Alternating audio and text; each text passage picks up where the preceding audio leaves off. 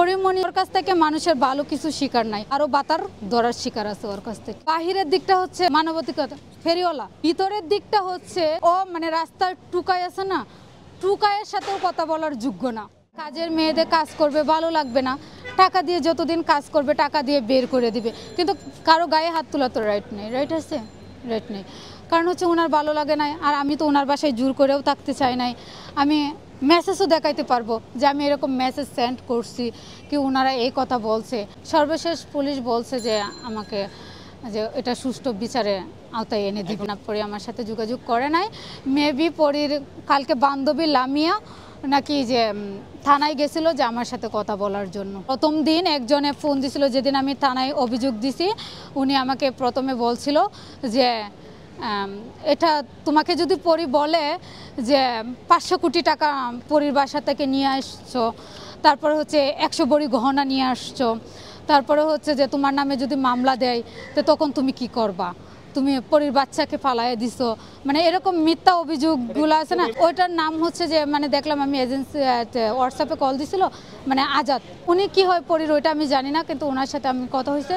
উনি বলছে যে 1 ঘন্টা, প্রথমে বলছিল যে 1 ঘন্টার মধ্যে মামলাটা যে অভিযোগটা উঠায় নেওয়ার জন্য। পরে আমি বলছি যে অভিযোগ যদি আমি 1 ঘন্টার মধ্যে না উঠাই আপনি কি করবেন, কি সলিউশন আছে। পরে বলছে যে নেত্রকোনা এমক আমার খালাতো ভাই লাগে। পরে আমি বলছি যে নেত্রকোনা তো আমার জন্মস্থান, মানে নেত্রকোনার মেয়ে আমি, আপনার খালাতো ভাই নেত্রকোনার মেয়ে আমি, তাহলে এখানে আর কি করার আছে, নেত্রকোনা কে কে আছে আপনি বলেন, আমি যোগাযোগ করি দেখি কি পারি কিনা। তারপরে আর উনি আমাকে আর কল টল দেওয়া নাই, আর কোনো প্রথম অবস্থায় আমাকে টেট দিছিল যাতে আমার এটা উঠানো হয় আর কি। এখনও আমার শারীরিক অবস্থা তেমন ভালো না, মানে আমার শারীরিক অবস্থা খুবই খারাপ। ডাক্তার ওইখানে আমাকে বলছে যে একটা ভালো চিকিৎসা নেওয়ার জন্য। না না, আমি তার কাছ থেকে সহজে চাচ্ছি না, আমি তার কাছ থেকে বিচার চাচ্ছি যে ও যে এইভাবে মানুষের গায়ে হাত তুলে, মানে এটা জি মানে ও তো মানুষের সাথে যে কিভাবে কথা বলতে হয়, পরিমণি যে মানুষের সাথে, মানে অর্থ হচ্ছে যে বাহিরের দিকটা হচ্ছে বাংলাদেশ ব্যাংকের মানবাধিকতা ফেরিওয়ালা বাহিরের দিকটা, আর ভিতরের দিকটা হচ্ছে যে এত নোংরা যে ও মানে রাস্তার টুকাই আছে না, টুকাইয়ের সাথেও কথা বলার যোগ্য না। পরিমণি রাস্তার টুকাই আছে যে টুকাইও মানে ভিতরের কথা। একটা নর্মালি একটা এডুকেশন পারসন, একটা সেলিব্রিটি পারসন কখনো বলবে না যে তোর মায়ের, একটা মেয়ে মানুষ এটা বলবে না।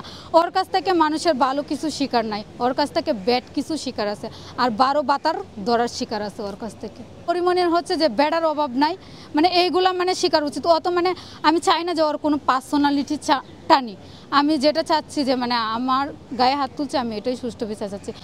অভাব না এটা আপনি বলতেছেন, এটা হচ্ছে কি আপনি 1 মাসেই কি দেখেছেন অনেকগুলো বেড়া নাকি? হ্যাঁ ওইটা, আর হচ্ছে ও যে আমাকে প্রতিবন্ধী বলে মানে আখ্যায়িত করতেছে।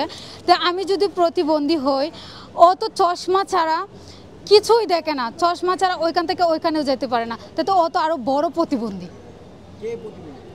পরিমণি ও যে আমাকে আখ্যায়িত করতেছে, যে মানে মিডিয়ার কাছে প্রেস করতেছে যে আমি প্রতিবন্ধী, আমি ওইটা ওর বাচ্চাকে তুলতে পারি না।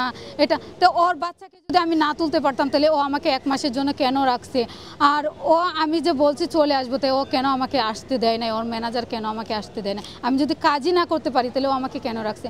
আর ও বলছে যে আমি 1 মাস যা কাজ করছি ওর সিসি ফুটেজ আছে।